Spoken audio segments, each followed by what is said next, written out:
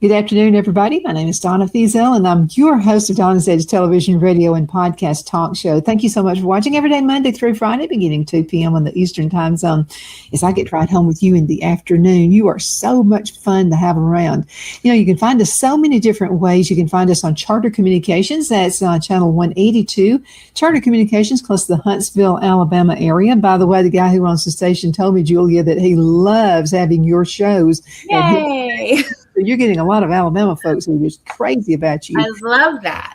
You can also find us on Abundant Television, found on Roku, Apple TV, and Amazon Fire. And don't forget the podcast on thenewscasters.com, and the biggest country station in South Carolina. You're looking at WZLA. Make sure you check them out.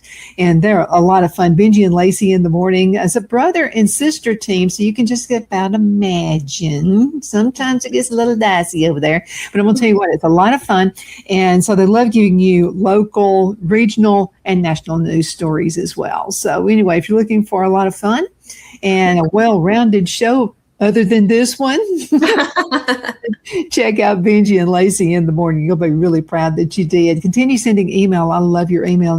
You guys have sent a lot of email for Julia Christine.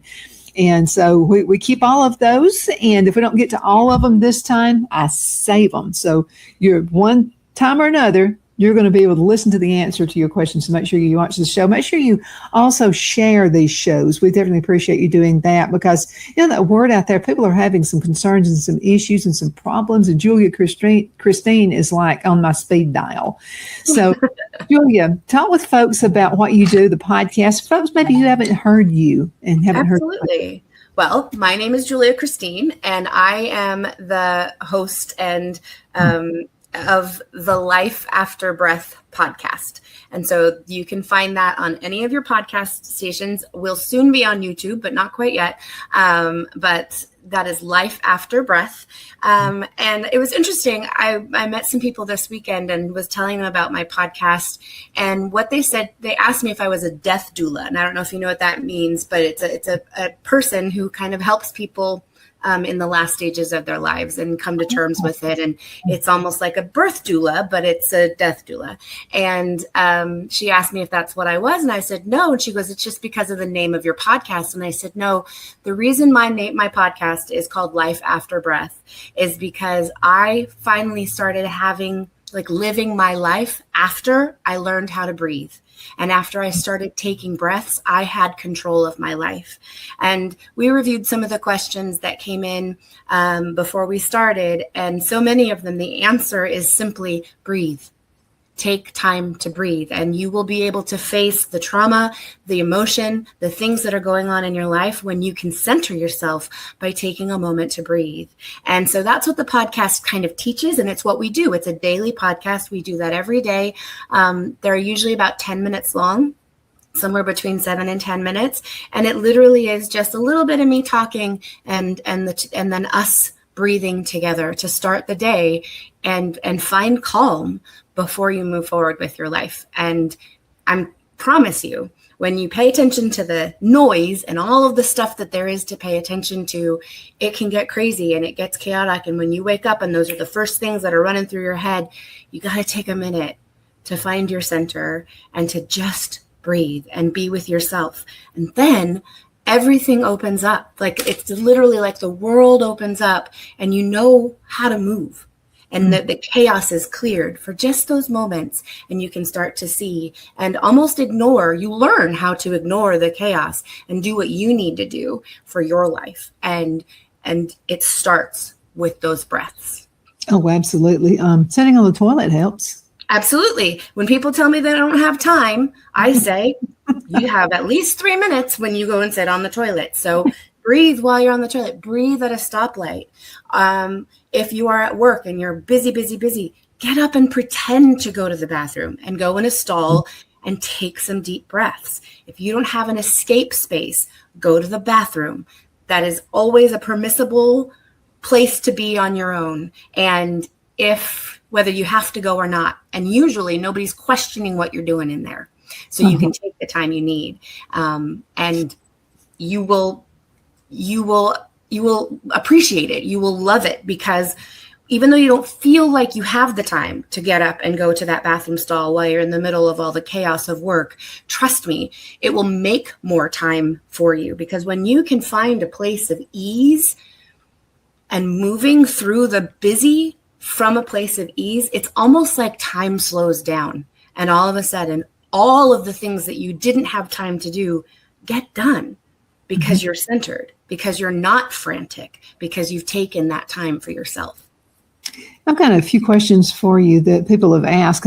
We have like the most awesome listeners. Yeah. And then I want to share something that happened in Phil in our life, and what's kind of changed, and how we have a new perspective about a few things. Yeah. So this you got a lot of questions. Let's see. Let's start with this one right here. Many of your guests have experienced some extraordinary events. What are some of the common themes that you've discovered from talking with people on your podcast? Sure. So as far as my podcast goes, I used to talk to people as far as having interviews and things like that. But now it's kind of been mainstreamed down to literally just being about breath. And I want you and my listeners to breathe with me, and so that I can kind of help you do this on your own. And then what happens is all the things that people have problems with kind of go away when you start really paying attention to and listening to yourself and having that awareness of self. But we get caught up in life. And so what I will say is I do private sessions where I have these one-on-one conversations with people, and I have, and I help them figure things out. I help them with previous trauma, with generational trauma, with all kinds of emotional things that happen, whether it's what's going on in the world or what's going on within their relationships. And so I will say that in those sessions, there are massive common themes, even when friends come to me for advice. And the most common theme is the stress of the world, is the stress of life. And so I will say there are two things that are the most important things, or that happen the most. And it's like feeling like the world is going to shit, excuse my language. But a lot of us have been in that space, whether you're positive about things, there's a lot going on in the world that isn't positive. And so when you're feeling like there's nothing I can do, there's this helplessness, and I don't know how to maintain a modicum of positivity or hope or anything, because everything just looks so bad. That's one of them. And it comes down to breathing. And I know that sounds so ridiculous, but when you take a couple of deep breaths and it's just you and you get to ask yourself, what this particular thing is upsetting me. What about that thing is within my control? What can I actually do about this? And if you're thinking about the weight of the world, the answer usually is nothing. And so then you get to say, okay, so it's outside of my control, which means I don't have to let it control me. And I can kind of put it aside. You keep an awareness of it. In no way, shape, or form am I ever encouraging anyone to dig their head in the sand and pretend everything is roses. That's not what I'm saying. But I am saying you don't have to let it ruin your life. It's outside of your control. What is within your control? You want to feel good. You want to feel better. So let's focus on that. That is within your control. What do you enjoy doing? I will say, when I get angry, whether it's about the world or the way someone treated me or the way I allowed myself to be treated, maybe it was a mistake that I made, maybe it's me remembering past traumas. Anytime I'm angry, I'm not kidding, Donna, the best thing to do is put on angry music. I like to listen to, there's specific songs that I have that are just angry. There's an AC/DC and just do that. Absolutely. There's Rage Against the Machine is seriously. And I blare it, whether I have it in a speaker and I have the speaker against my ears, and I jump up and down and I rage and I scream the song, and then I start laughing at how ridiculous I must look. And the next thing I know, I've had a really good time. I've released the anger with the angry music outside the door. Do you know what I mean? And all of a sudden I feel better because I've listened to a good song. Actually breathe. Well, yeah, there's a little separate, but like sometimes you have to like get it out before you can then go sit and breathe. Sure. And so that is an amazing way of releasing your own anger. And now all of a sudden you've had a good time, you've jumped up and down, you're sweaty or whatever it is, and you can smile and you can laugh and then you can move forward. The catch, and we are really good, our brains are so smart that we pick up that anger again.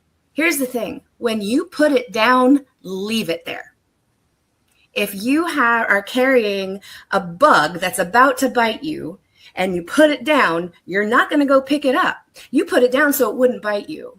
You jumped up and down and listened to that song so you could release your anger. Don't pick it up again. Walk away. Go do something else that makes you feel good. And that is within your control. And now all of a sudden, I'm not freaking out about all of the crap that is so far out of my control.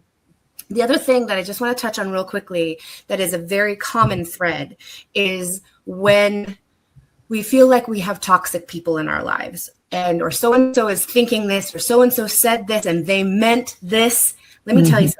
Like I said, our brains are really smart, and boy, do we like to make up stories. We like to think that someone else's behavior has everything to do with us.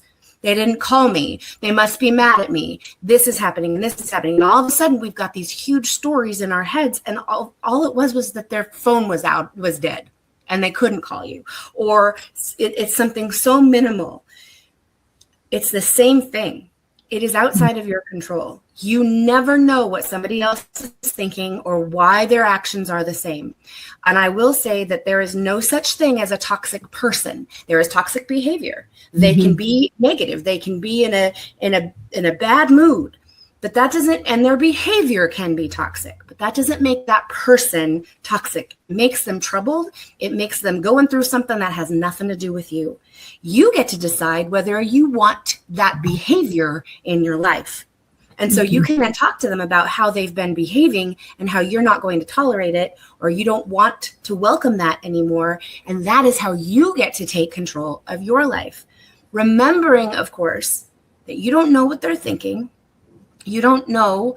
It's really easy for people that we know, especially like spouses. One of my dear friends always jumps to the conclusion that her husband said this, so he meant this, this, and this. And it's like, whoa, whoa, whoa, whoa, whoa. No, he didn't. Or he would have said those things. Do you see what I mean? It's so easy. And we all do it. And so you can laugh about it because we all are such good storytellers. We should all be writing books because we do it all day, every day in our heads. And allow yourself to release that. So those are like the common threads, and they're very similar because everything, all that we're talking about is coming back to that quiet place within and asking yourself, is this in my control? And we've talked about this here before. Is what that person said true? And when the answer is no, cool. That means it's not about me. Cool. That means it's about them and whatever it is that's going on with them. Yeah, but sometimes people get body language the wrong way. Because one time there was a lady one time in church, and she did this all the time. She was always, the pastor and everybody else thought she was sitting there doing that because she was mad. And then I kind of spoke up and I said, she's probably like me. She's probably freezing to death. I mean, because I keep it cold sometimes in churches. And sometimes when you do this doesn't mean you're mad. It means you're cold and you're trying to get warm. Right. So sometimes it's just let's just pretend for a second, Donna. Let's pretend that she was sitting like this because she was mad. What does that have to do with you? That's her problem. That means that she's got something else going on inside of her. And you can talk to her and say, if you wanted to, and say, I'm here if you need to chat. You look really uncomfortable, and I want you to be able to be free. I'm here if you need to chat. If you're capable of doing that. You might not be. But remember that somebody else's anger, somebody else's behavior, even when it's directed towards you, has nothing to do with you. It has everything to do with them. Look, I love saying this, and sometimes it clicks and sometimes it doesn't. Just hypothetically, Donna's mad at me. Donna was rude to me, and I don't know why, but I think she's mad at me. Okay, who is the subject of all of those sentences? Donna's mad at me. Donna was rude to me, and I think she's mad at me. Donna is the subject of those sentences, not me. And so that means it's out of my control. Now, if I said I did something to Donna and I think I made her mad, I'm the subject of that sentence. So I could then say, I'm going to talk to Donna and see, I feel a little funny about that, and I'm going to check in with her. And then Donna's going to be like, I don't know what you're talking about. I was pissed off at Phil for some reason. You know what I mean? And that could be, it's kind of like my friend one day who sent me a message, wanted to know what I was mad about. And I said, oh, what are you talking about? I'm not mad at any.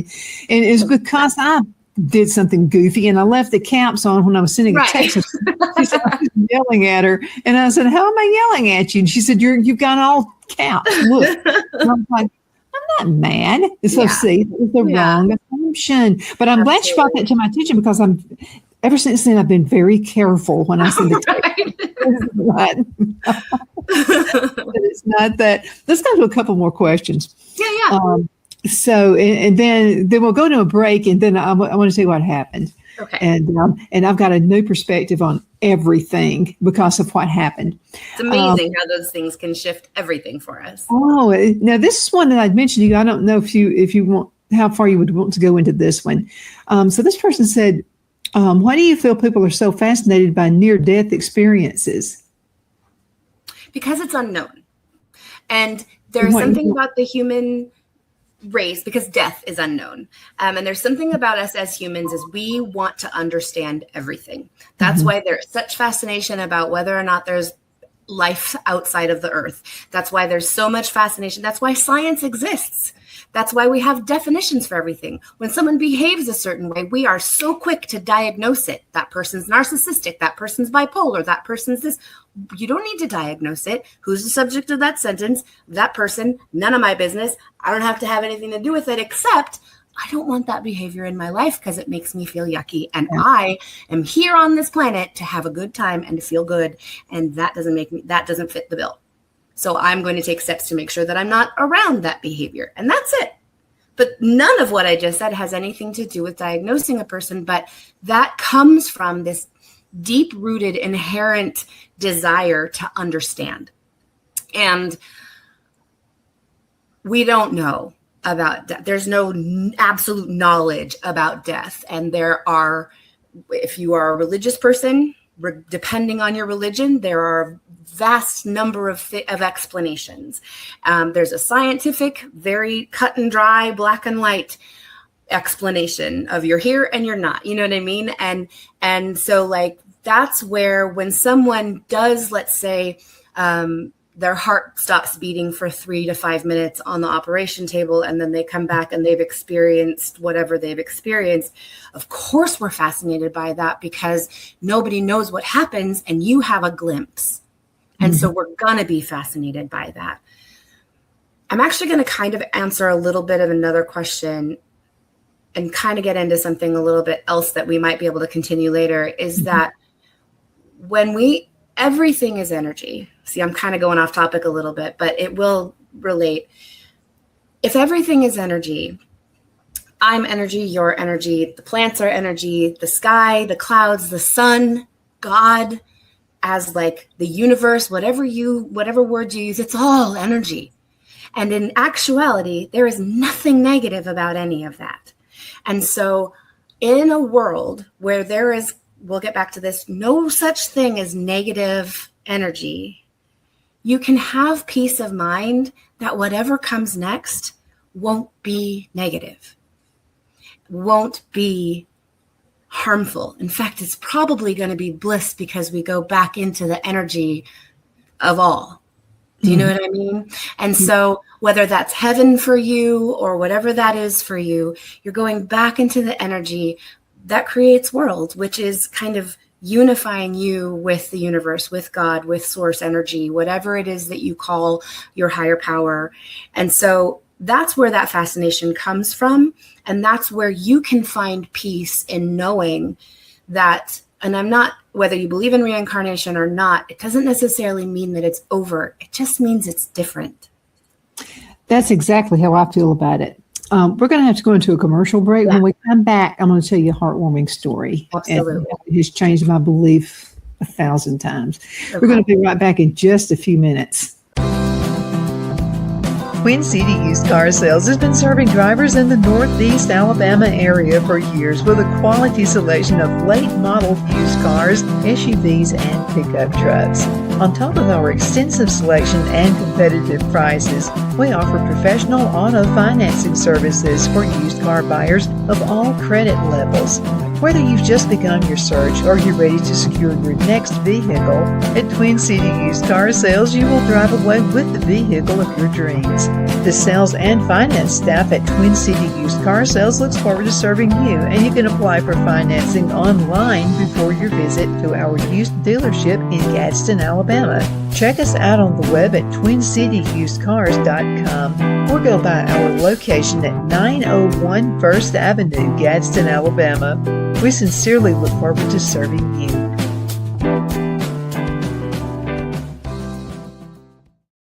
You know, finding the right home isn't just about bedrooms and square footage. It's about comfort, security, and the feeling you get the moment you walk through the door. That's why so many families across Greenwood and the Lakelands area trust Jenny Ferguson with Keller Williams.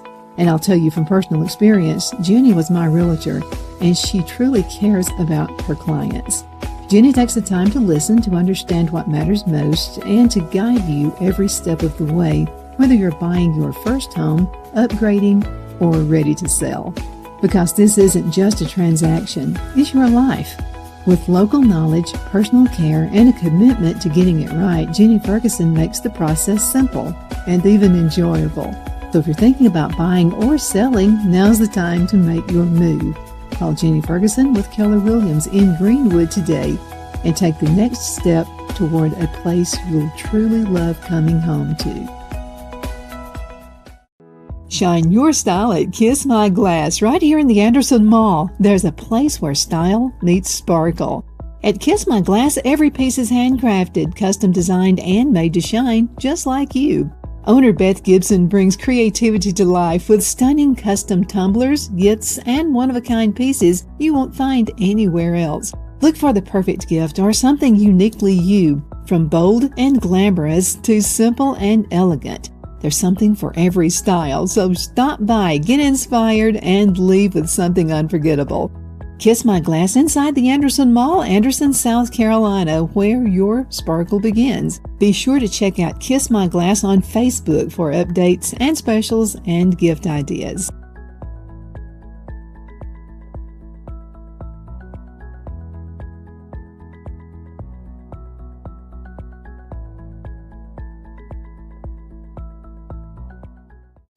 Good afternoon, Sunshine. Medical Minute brought to you by Dr. Chuck with Lakelands Chiropractic, where an ounce of prevention is worth what?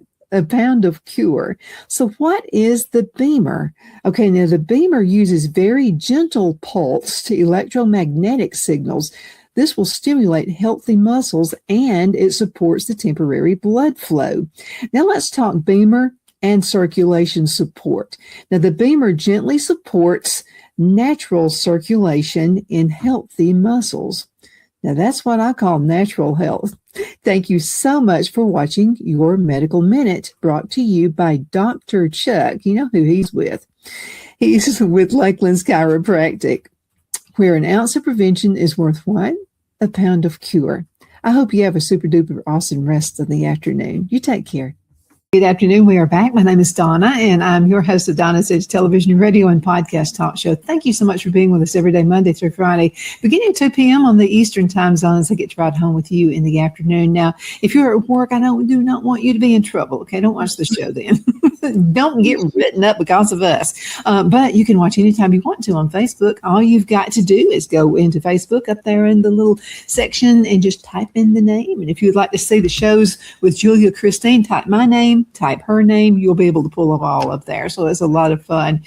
So I want to talk to you about something that happened. So Phil and us, about 2 weeks ago, our world was turned upside down. So we had this wonderful dog. You guys have heard me talk about Buddy on the show several times. And I had a dog when I was growing up, and this dog's name was Ringo. He was a full-blooded German Shepherd dog, and he died of old age. And I thought my world was at an end then. I was 25 when Ringo passed away. Well, Buddy started not feeling well and just not being himself. And so we went to the veterinarian. And so the doctor said, you need to let him go. He's over 12 years old. Yeah. And there was, I hope I don't start crying.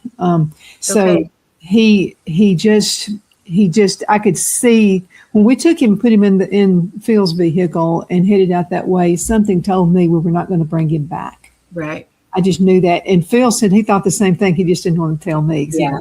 I didn't tell him, so I wanted him upset. Yeah, exactly. And guess what? Ladies or men, if you want an animal and your spouse is saying, let me tell you something. Phil said, about he's no, I can't do that. We don't have time for a dog, blah, blah, blah. Phil took his death worse than I did. We both, when the veterinarian came out there and told us that we just need to let him go, he's not well, and you could see it in his eyes, Julia. Right. But he was like he was trying to stay alive for us, because we grew this dependence on Buddy, and he grew a dependence on us as well. And so when the doctor we both just started bawling. I mean, we could not. It was just uncontrollable crying. And so, I mean, it was devastating. So we come home, and I'm looking at Buddy's place where he stayed, and I'm looking even at his food dish. Yeah. I mean, I'm just looking at everything just terrible. And so I finally went to sleep that night, woke up the next morning, and Phil and I always take morning walks around the garden.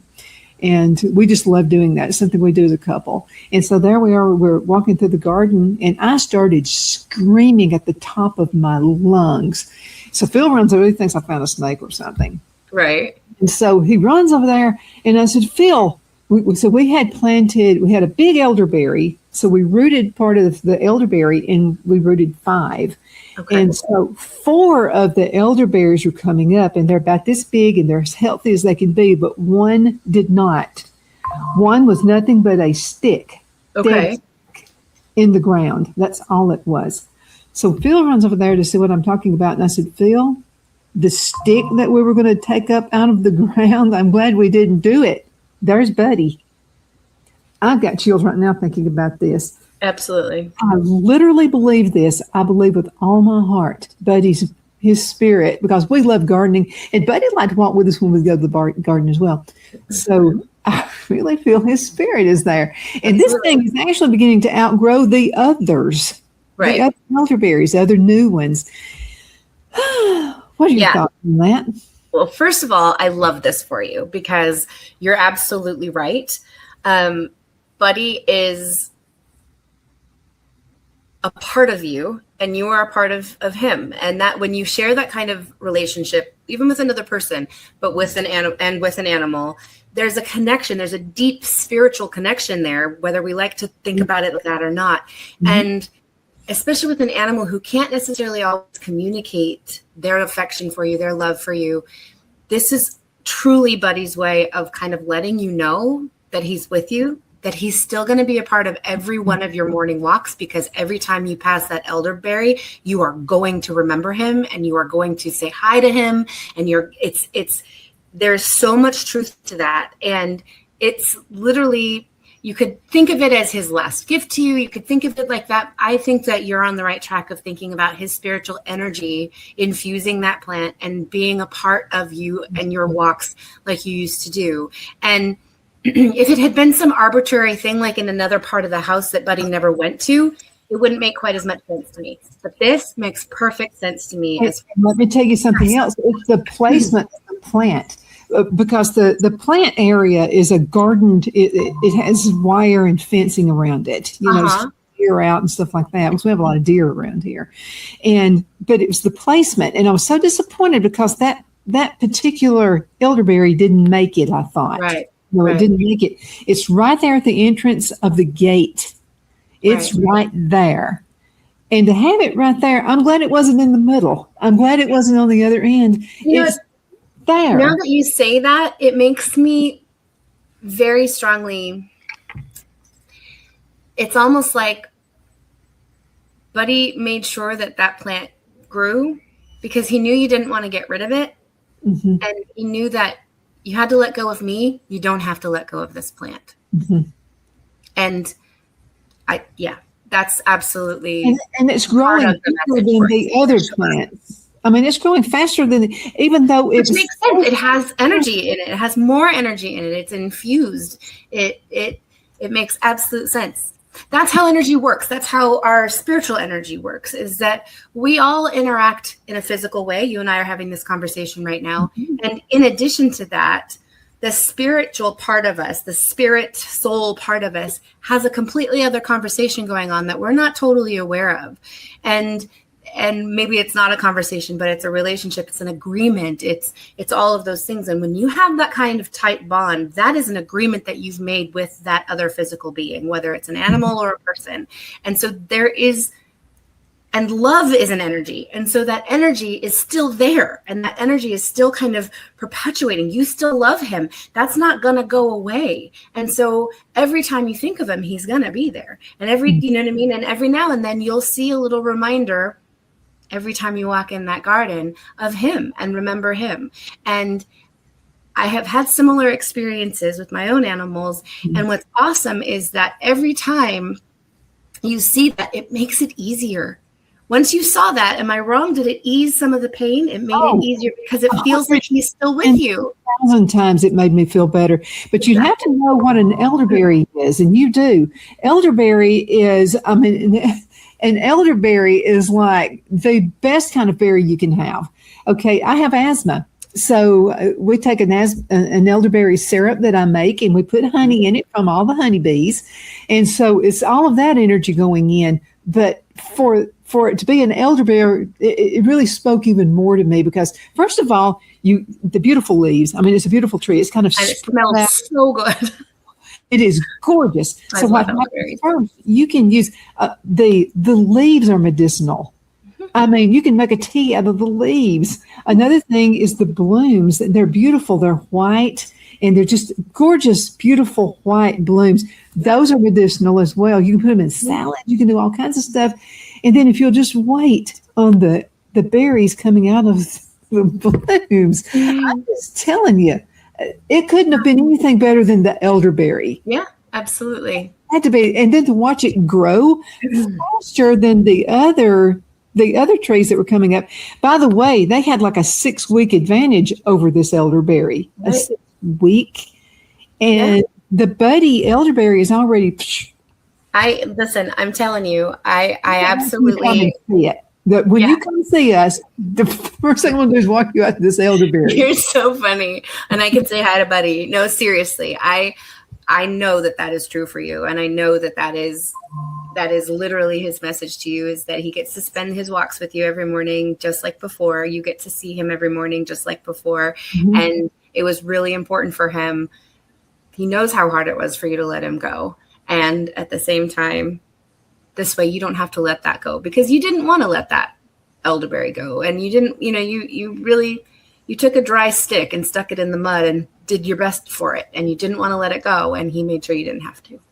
But I thanked God for it, because I know that, I know that has to be, there's no end. A lot of people say there's an end to life. And I just can't believe there is. Because so many times, like when my grandparents passed away, oh my goodness, that was devastating, because they were such a wonderful part of my life, but I could see different parts of them when they passed away. I could just see it. Absolutely. And you always will. They linger, not just in our memories, but in like, for example, my grandmother, who I lost when I was in high school, she used to love a certain cloud. Every now and then there's a cloud, and they're like little cotton balls that are kind of stuck together. And she called it a buttermilk sky. And every time I see a buttermilk sky, I say, hello to my grandmother. Her husband, these are both on my mom's side. My mom, when she was young, would ask my grandfather what his favorite color was, and he would say sky blue pink, and it's that blue sky with the pink edges. Oh, that's and beautiful. So every time the sky is sky blue pink, I say hello to my grandfather. And like, those are little reminders and absolutely, those things linger and they will always stay with us.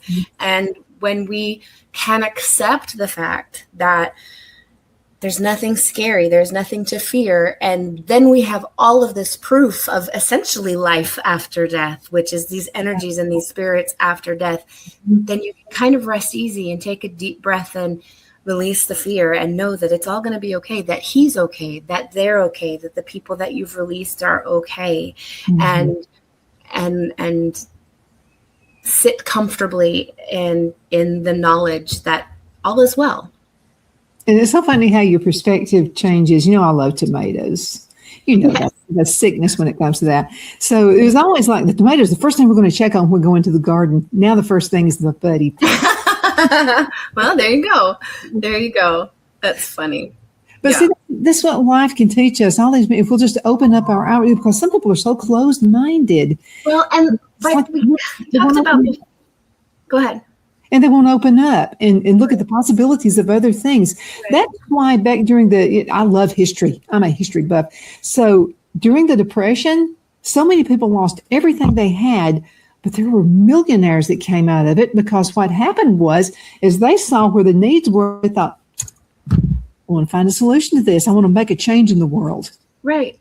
And I'm sure that each and every person who's listening knows somebody in their life who is just what we like to call a Debbie Downer, or somebody who always has something negative to say, or always, you know what I mean?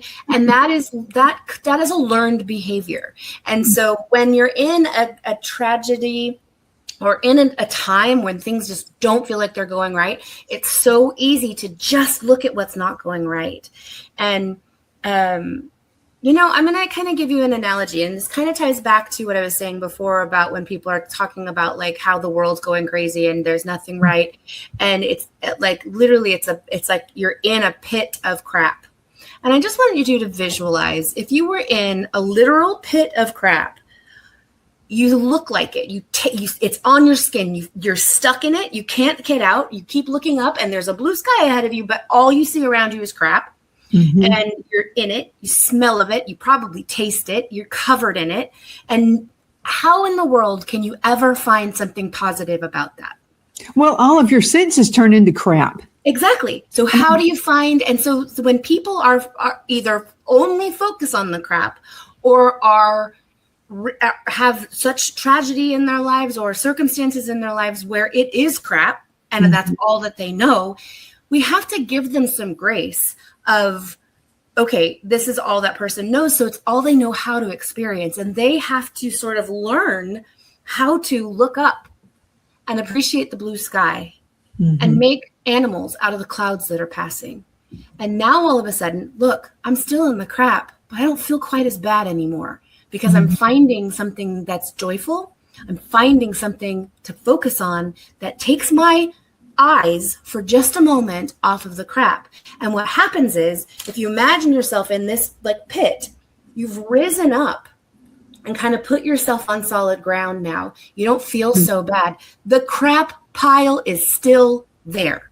I'm not saying by looking at the clouds and making fluffy animals out of the clouds makes all your worries go away. That's not what I'm saying. But what I am saying is if you can focus on something just a little more positive for a little bit of concentrated time, you'll find yourself on solid ground. And from there, you can find something. Now you're on solid ground. Now you can go look at a root system of a tree and get excited about that, or do something else that brings you joy. Play that angry music, whatever it is that brings you joy, so that now all of a sudden you're on even more solid ground. The pit of crap is still there, but now you have had an opportunity to wash, rinse out your mouth, maybe brush your teeth. You don't taste like it. You don't smell like it. You're not in it. You're not covered in it.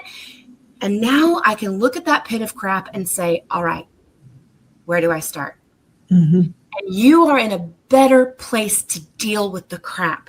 And that crap could be anything. It could be your finances. It could be your relationships. It could be past trauma. It could be capital T trauma with abuse and things like that. It could be lowercase trauma. We all experience trauma on all different levels. And just because your trauma feels worse to you doesn't make a smaller trauma feel any better to anybody else. Let's get out of that comparative mode and just understand that trauma is trauma and we all have to go through it. And when we find ourselves on solid ground, we can. When you're in the pit, there's no getting out of it. Allow yourself to take a couple of deep breaths and look up and find something. There is always something to distract you from. I have a friend, I won't get into that, but I know people who very much focus on all the trouble, on all the things that are going on. They're very empathetic. They're feeling for all the people that are in the war-torn countries and in the people that are getting killed, whose families are getting killed, and all this stuff. And it is so easy to spiral into despair because your empathy is just overstretched. And that's a beautiful thing. And also, you got to protect yourself. And so what you do is you put that aside for just a minute and you focus on something that feels good. And all of a sudden, you're feeling a little bit better. And then you feel like a little bit better by focusing on something else that feels good, and you start to feel good. And then all of a sudden, you still see all of that stuff, but now you're on solid ground and you can say, okay, where do I begin? And when we're talking about world situations like that, where you begin is allowing yourself to understand that it is out of your control. Now, if you want to send money to places, if you have that, that's in your control. You can do that. You can vote. You can do all the things that you are within your power. But then once you do those things, you got to let it go. You got to let it be, because it is outside of your control. What is within your control is what you can do to regulate your nervous system, what you can do to feel good and live your best life. Because let me tell you something, Donna, I will back up that there's no such thing as negative energy over and over and over and over and over again. How is there no negative energy if all these wars are happening and everything like that? Those are actions. Those are behaviors. That's not energy. Here's the thing. You get to control you. And when I feel like instead of protesting, instead of being angry, instead of expressing my opinion all over Facebook or wherever I want to be and my disagreement with what's going on, that makes me feel like crap. Mm-hmm. But I don't like that kind of energy. Exactly. And that doesn't make me feel good anyway. It's just me spewing more hate. And that's just going to perpetuate more hate.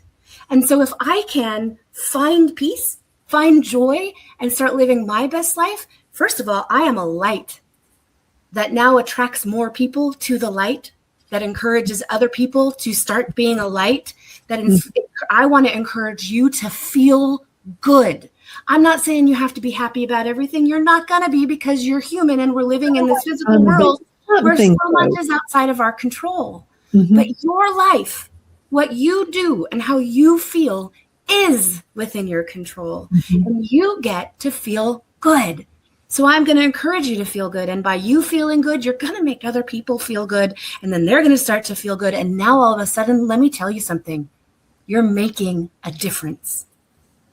Now, you might not be able to stop the war by feeling good in your own personal life, but you're going to stop other people around you from focusing on the war and start focusing on themselves and feeling good. And now all of a sudden, you are making a difference because you feel good and you're showing people that it's okay to feel good. And all of a sudden, peace, love, joy, that grows. Mm-hmm. That expands. And now all of a sudden, if you think of it like this beautiful green healing light encompassing the earth because you reached across to, Sweden where your aunt lives and told her you loved her. And all of a sudden, she's going to reach out to somebody else and tell them that she loves them. And now all of a sudden, we're making this little tapestry of love and peace and joy. That's how we combat what we like to call negative energy.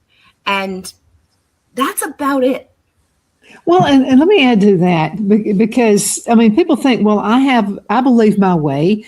This person believes their way. This person believes their way. And I'm the only one right about everything on earth. Right. And I'm the only one right. But let me tell you something. This guy I went to school with, nobody can be more different in political views than he and I are. Right. No way. but I don't argue. I don't see the point in it. I mean, I'm not going to change. He's not going to change. There's no point. So we've got a great common ground, and it's gardening. Right. I remember you telling me about this person. About that guy. Okay, he could write a book. I told him, I said, let's not do this anymore. This is nonsense. I said, you need to be writing books. You need to be holding classes. What if we did get into a depression? You're going to be heaven sent to a lot of people because you're going to be able to tell people how they can grow gardens. You're going to be able to tell people how they can do all this kind of good. So now we don't argue anymore. Right. I mean, there's no point. It's so stupid. And I don't want to argue anyway. You have this funny feeling in the pit of your stomach when you argue with someone. It doesn't feel good. Don't feeling that way. And it doesn't mean that you have to cut people out. Sometimes it feels better to cut them out, and that's okay. You can, and I like to, like, for example, my mom and my brother like to talk about the things that are going on in the world and talk about politics, and I'm okay for a while, and then when I need to, I excuse myself because I don't want to be affected by it. And doesn't mean I'm digging my head in the sand. I'm fully aware of what's going on. It just means I don't need to get angry about it. You go ahead and be angry if that's what you want for your life. Personally, I don't like the way I feel when I'm angry, because when I'm angry about things that are so outside of my control, I feel helpless. And there is just about no other worse human emotion than feeling out of control. Well, what is the point of letting something like that control your life and your energy anyway? Here's the thing, Donna. It is absolutely human nature. And so I understand that you and I are at a place where we can say this is a waste of our energy, this is a waste of our time and our emotion. But a lot of people aren't, because it literally is human emotion, because I'm upset with this and my voice needs to be heard and everybody needs to know that this is how I feel. And on one hand, that's fine. But I want you to pay attention to how voicing your opinion makes you feel. 9.5, I'm going to go 9.9, if not 110 times out of 10. It doesn't make you feel any better. It's just regurgitating what somebody else has already said. It doesn't make you feel any better. You know what I mean? And so let's do something else that makes you feel better. Let's shift your perspective for just a moment. Again, the pile of crap is still there. I'm just not looking at it right now. I'm not telling you to dig your head in the sand. I'm not telling you to be ignorant of what's going on. I'm telling you to allow yourself to look away. Allow yourself to find comfort, to find some joy, to find some peace, to find some happiness. Say that again? I don't like division. I just don't like it. And I think we're all I'm going to stop you for just a second, Donna. Saying I just don't like it. How did that make you feel? It made me feel negative. Yeah, I didn't like it. Exactly. So we already know that you don't like division, but what you can do is understand it. Understand where it comes from. And then all of a sudden, when you have an understanding for somebody else where the division is, that dislike for it, you still don't appreciate it. You still don't like it, but there's an understanding. And we talked off air for a little bit about how some people just don't like pets. And I don't understand the mindset of someone who doesn't like animals. And I'm with you. I'm a pet person. I love animals. But what I said to you, and I want to say this to everybody, is 9 times out of 10, the reason why somebody doesn't like animals is because they weren't around them growing up, because it wasn't a part of their world. One person was raised believing this. Another person was raised believing this. One person allowed pets in the home. The other person did not allow pets at all. Like all of these things. And to no fault of that person, to not fault that person, it wasn't what they're used to. It's not how they grew up. So they don't even know that they might like animals, because they just don't, because they're not around. And so much of what we are raised to believe, there are parents who have told children that it is not right for animals to be in the house. And so that child grew up believing that it is not right to have animals in the home. And so are they wrong? No, because in their head, it's wrong to have them in the house. That's how they were raised. Now, that's a completely different perspective than what you and I have, which is it's amazing to have pets in the home. And so, but that's the thing, is that, again, just like with diagnoses, like we were talking about, as a human race, as human people, as human beings, we need things to be right or wrong, black or white, yes or no. And here I am telling positive or negative. And I want to tell you, there's no such thing. You aren't right. You aren't right. You're not wrong. But you're not right. You have a different perspective. And there is division because we're so stuck on being right and wrong. It's this or that, period. And I'm here to tell you, no, it's not. And when you can release that you are right about what you believe and realize, I believe this because of how I've raised, and it makes total sense to me, just like that other person's opinion who I feel like is so wrong, makes total sense to them. That's true. I don't understand it. I don't have to.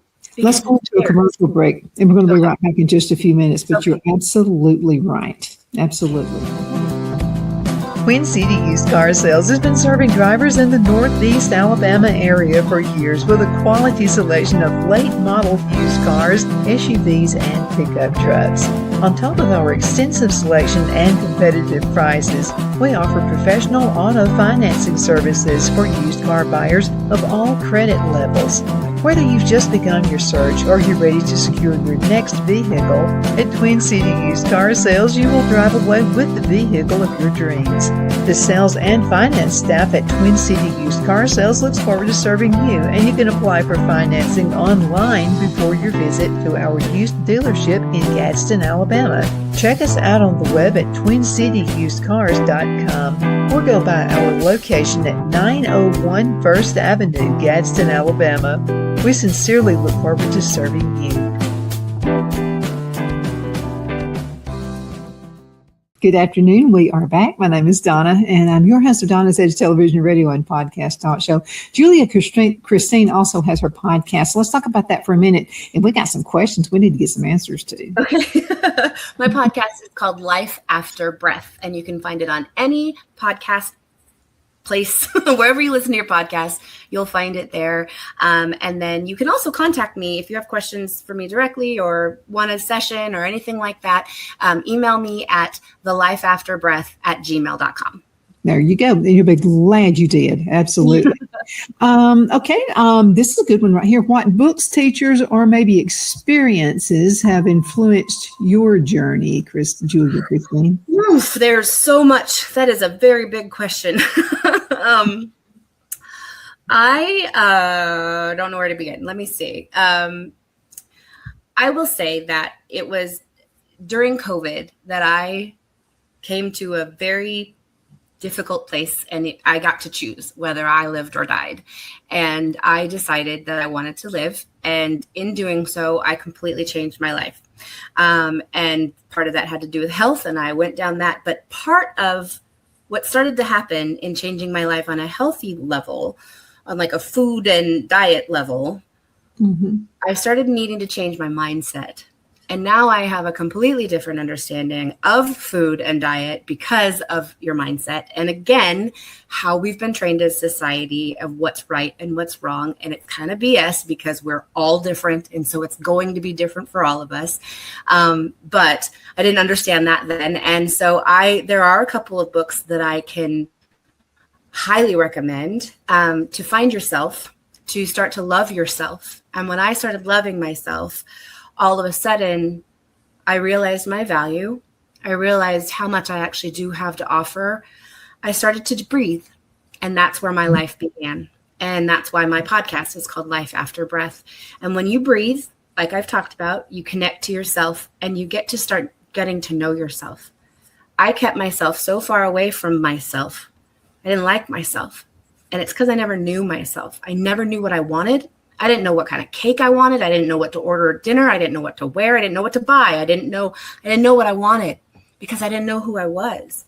And so when I started to ask myself, who am I? When I started to get quiet and breathe and ask myself what I wanted, I discovered who I was and what I wanted. And a lot of that, and then I got to expand and realize really who I actually have always been and never kind of got to know. And that completely changed the course of my life. I changed careers. I changed everything. I started the podcast, and now I'm helping other people find that within themselves and more. There's more to me than even you know, Donna. But this is where it all began. There is a book, and it's by a woman named Louise Hay. And it's called You Can Heal Your Life. And that book, I actually have never actually read the hard copy. I've only ever listened to it on audio. And I'll be honest with you, I don't do audiobooks, but I will put that on. I walk a lot because I live in New York, and I would put it on to go on my walks, and I would rewind and listen to that. Wait, what did she just say? And listen to it again. I'd make a goal of like listening to a chapter each day when I went on my walk or whatever it was. And then I listened to it again, and I would listen to it in the shower or while I was vacuuming or doing dishes, and I would just kind of have it on in the background. And you can heal your life, because remember what we were saying, you are in control of your life. If you ever say life sucks, or I have friends that like to say life is just lifing, here's the thing, it's your life. So if life is running away from you and doing its own thing, you get to be the one to stop it. What do you want to do about that? If life sucks, okay, take a deep breath, realize whose life it is, and who has the control to change that. You do. And so you get to do all of that. And so you can heal your life. And so I would say the best book to start with would be Louise Hay's You Can Heal Your Life. I love that one. I've got it. And I got the book years and years and years ago because I wanted to do something to make a difference in people's lives, you know. And I was the shy kid. I had as quietest in who's who. I mean, I wouldn't talk to anybody. Hung out at the library all the time. I mean, that was the life I had.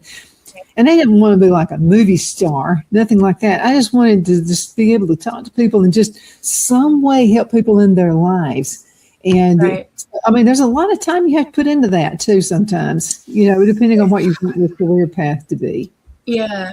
Well, because I had childhood trauma and things like that we don't need to get into, but because I never really, and we can at some point if you want, but it's not like I have a hard time talking about it, but I never loved myself. And so I never had any self-esteem. And I learned at a very young age how to walk into a room and gauge what was wrong with everybody. And that's a little bit why I'm so good at helping people, because I can know what's wrong with people just by walking into a room. And what I need to do, and what I would used to do, is adjust myself to fit in, to make sure everybody's comfortable, to make sure that everybody has what they need, to make sure that no feathers are ruffled, because I don't want any yelling, and I don't want to get in trouble, and I don't want all of those childhood trauma things and all that stuff. And so that fed into me doing for other people and being amazing for other people and having no idea that I was. And so as I became more confident in myself and started to get to know myself and felt like I was just this completely different person, I had people that I'd grown up with talk to me and say, Julia, you are the same person because you've always been this way, but you finally see it. And so I didn't know what I wanted to do when I grew up, and I didn't know that I wanted to help people. I just did because it made my life easier, and because that little child in me knew that I had to in order to survive. And it was so, yes, I want to help people, but what I want to help people do is take control of their lives and get to know themselves. And that will change everything for everyone. Prioritize yourself. Well, I have kids. Fantastic.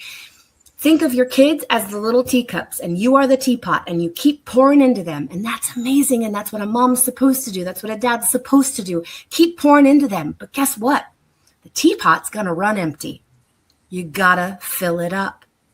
That means you gotta take time for yourself, or you're not going to have anything left for those kids, for those little teacups. They're going to keep taking. So you got to keep refilling. You got to take care of yourself. You have to spend time to get to know you. And trust me, all those people that told me I'd always been giving and I'd always been loving, I love so much more now. And I love with an awareness, which makes it deeper and more real, because I'm aware now of the love that I'm giving. And it's not just a defense mechanism. And I'm more whole, which allows me to give more completely.